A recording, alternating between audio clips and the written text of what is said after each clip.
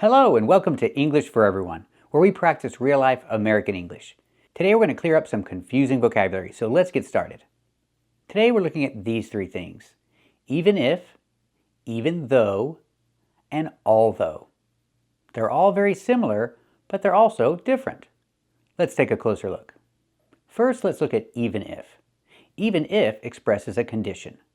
Example: he's going to walk the dog even if it rains. It might not rain. So it might rain, it's a possibility, or it might not rain. That's also a possibility. So it's a condition. We can use future. He's going to walk the dog even if it rains. Or I can express an obligation. He has to. He has to walk the dog even if it rains. Let's practice. Is he going to walk the dog even if it rains? That's right, he's going to walk the dog even if it rains. Does he have to walk the dog even if it rains?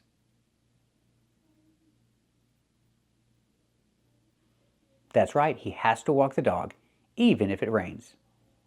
That means he has to walk the dog whether it rains or not, with either possibility. Now let's talk about even though. Pronunciation: even though. Use the TH sound, th, like in mother and father, and the long O like in know and go. Though. Even though. Even though connects two contrary ideas. Example: she's working, but she's sick. You shouldn't work when you're sick. These are two different ideas, so I can use even though. Example: she went to work. She went to work even though she's sick. Or I can say although. She went to work although she's sick. Even though is better here because the ideas are very different, and even though is stronger than although. It shows more contrast. So let's use even though for this case. She went to work even though she's sick. Let's practice. Did she go to work even though she's sick?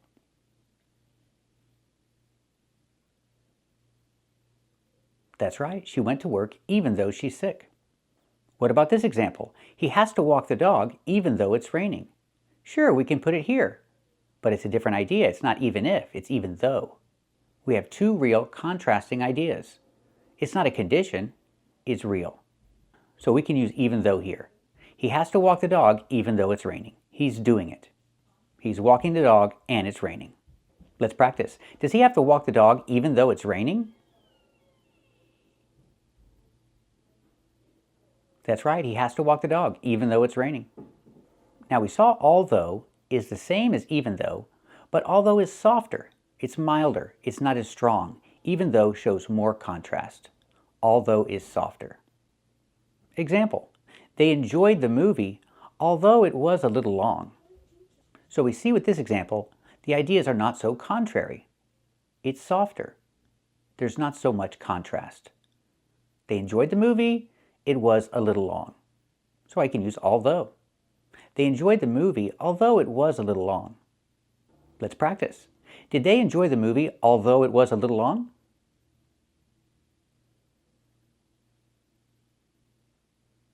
That's right, they enjoyed the movie although it was a little long.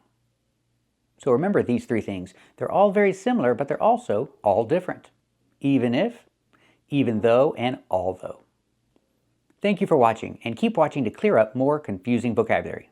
First, let's talk about this word, drought. We see the DR making the J sound like juice and jump, plus the R, drought. We see the OU making the OW sound like out and about, drought.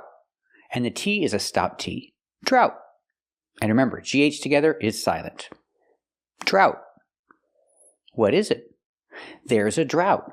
It's a situation where you don't have enough rain for a long time. The earth is very dry. The rivers are low. The lakes are low. There's a drought. Example: right now there's a drought in Mexico. Let's practice. Is there a drought in Mexico? That's right, there's a drought in Mexico. So the rivers are low. The lakes are low. They don't have enough water. So I can use this word, shortage. There's a shortage of water. Or I can say there's a water shortage. A shortage is when you don't have enough of something. They don't have enough water, so I can say there's a water shortage. Pronunciation, shortage. We see the T pronounced like a fast D because it's after an R and before a vowel. Shortage. And the AGE makes you sound idge, relaxed and closed. Shortage. It's countable, so I have to say a shortage.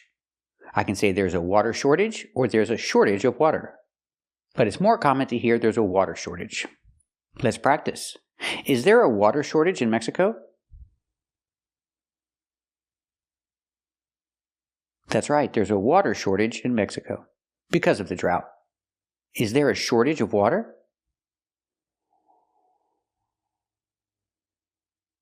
That's right, there's a shortage of water. Now let's talk about this adjective scarce. Pronunciation, use the air sound like hair and chair. Scarce.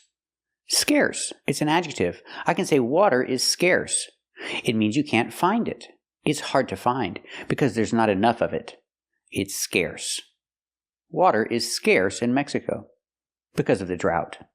There's a water shortage, so I can say water is scarce. Let's practice. Is water scarce in Mexico?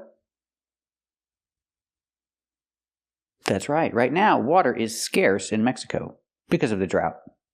There's a water shortage, so water is scarce. Now let's talk about the noun scarcity. Scarcity is the same idea as scarce, but scarcity is a noun. Pronunciation, scarcity. Use the air sound like hair and chair, scarce. Scarcity. We hear the T pronounced like a fast D because it's between vowels. Scarcity. Scarcity.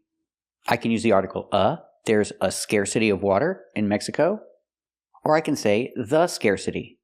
The scarcity of water if I talk about a specific one. So I can say they're having problems due to the scarcity of water. Due to. It means because of. I can say they're having problems because of the scarcity of water. Specific scarcity, I use the. They're having problems due to the scarcity of water. Let's practice. Are they having problems due to the scarcity of water?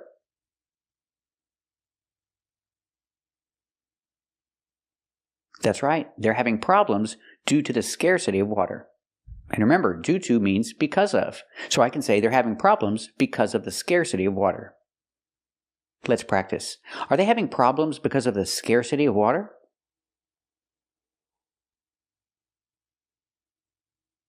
That's right, they're having problems because of the scarcity of water. So remember these words: drought, shortage, scarce, and scarcity. They're all important vocabulary. Thank you for watching, and if you like this video, subscribe to our channel. And if you want to become a member, click the join button. And we'll see you next time.